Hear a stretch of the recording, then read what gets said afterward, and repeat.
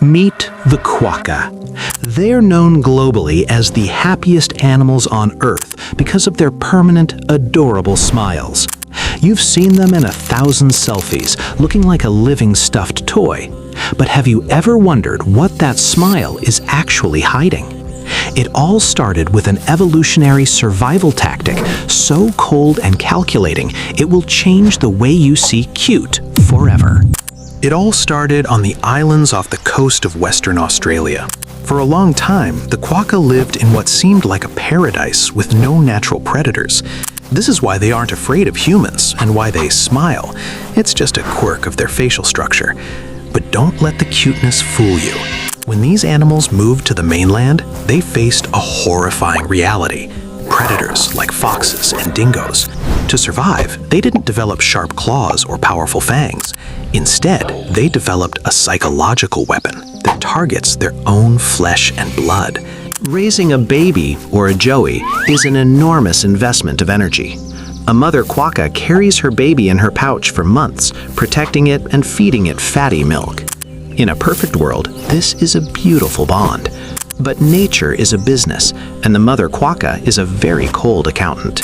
She views her baby not as a child, but as an insurance policy.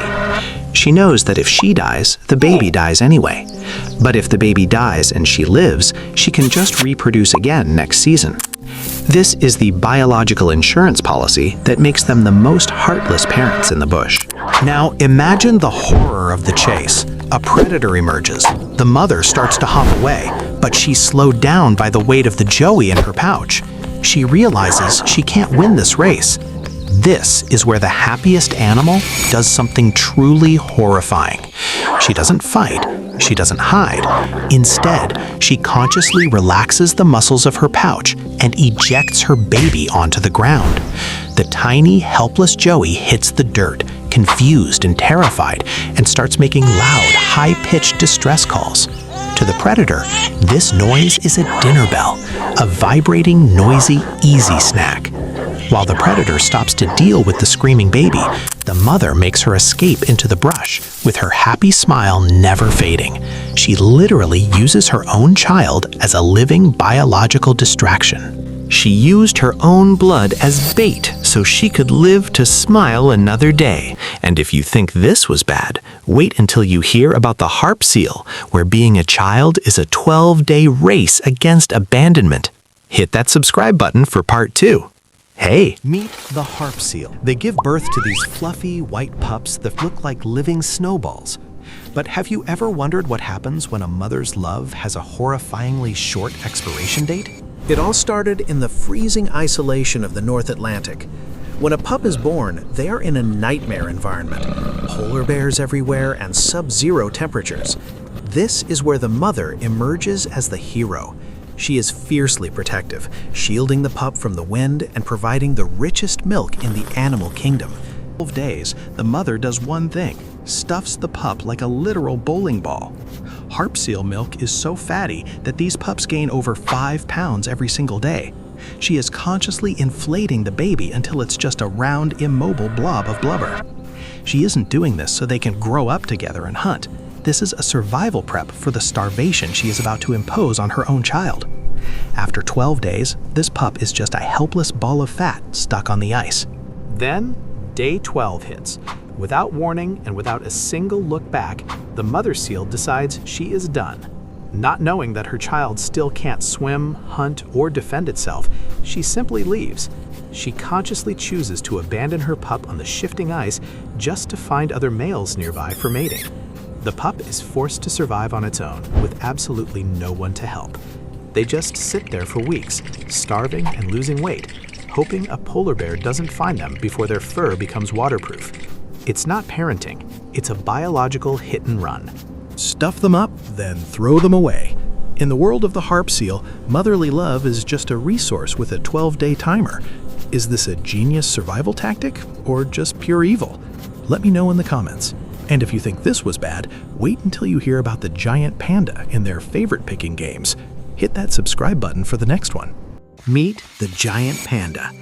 They are the global face of animal conservation and probably the most loved creature on the planet.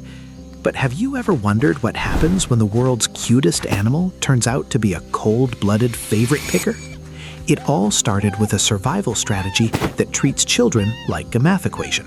It all started in the mountain forests of China. We see pandas as these gentle, bumbling giants that just want to eat bamboo and sleep all day. But that laziness isn't just a personality trait, it's a survival mechanism. Bamboo is basically biological trash. It has almost zero nutritional value. This means pandas have zero energy to spare. Not knowing that their favorite animal is actually a master of neglect, humans spend millions to save them. But in the wild, the panda mother has a much darker way of managing her budget. Giant pandas actually give birth to twins quite often. For an endangered species, this should be a miracle, right? Wrong. For a panda mother, twins are a nightmare she didn't ask for. Because her energy is so low from eating nothing but sticks, she decides she can only afford to raise one. She doesn't even try to balance both. It all started with a conscious choice to pick a favorite before the babies even open their eyes. She's not a mother, she's a cold-hearted auditor. This is where it gets horrifying. The mother will consciously pick the stronger, louder twin to feed and protect. And the other one?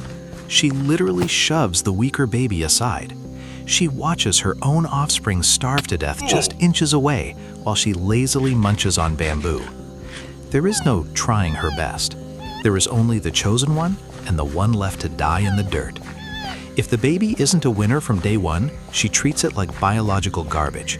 Imagine being born as one of the rarest animals on Earth, only to have your mom decide you're too much work. She's not just lazy, she's a favorite-picking machine. In the world of the giant panda, a child is just a budget she's trying to balance. Is this survival of the fittest or just peak laziness? Let me know in the comments.